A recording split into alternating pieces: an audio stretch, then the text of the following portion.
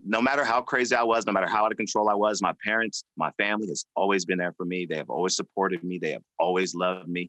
And I just wanted to dedicate it to them because I felt like it was only right. They helped me get to where I am so I could be a father, so I could be a husband, so I could be a good person. So everything is to them. I took my boys to the Women's March. I took them to a Black Lives Matter march, protest. I just feel like it's important for them to know and be a part of history. You know what I mean? I think it's important for them to know that they need to stand for something.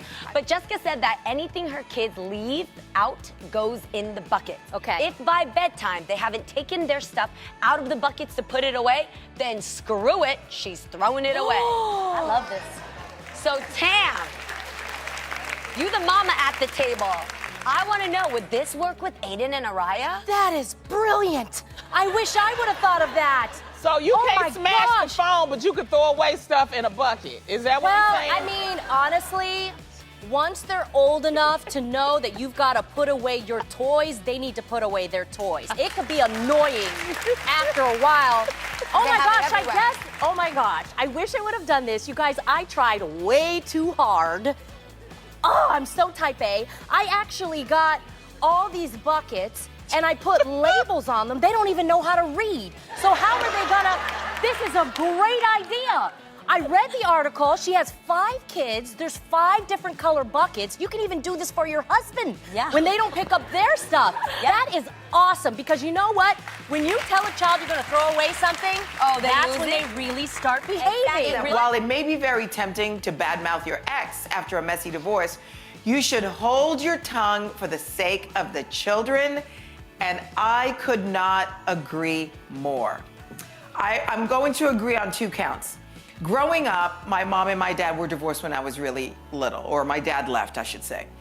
I only heard my mom's point of view. So my point of it was my dad was a bad guy.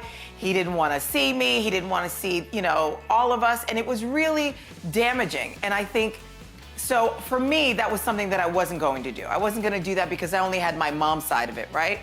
So when I got divorced, I said, I'm never gonna do this to my kids. I'm never gonna badmouth their dad. It's their dad no matter what. And then cut to though, one day when we got divorced and we split homes, Mike would call for some reason at 6:30 every night. And that's when we would eat dinner. So I remember one day I was frustrated. I was having a hard day and I heard the phone and I looked and it was him. And I go, God, why does he call now, right?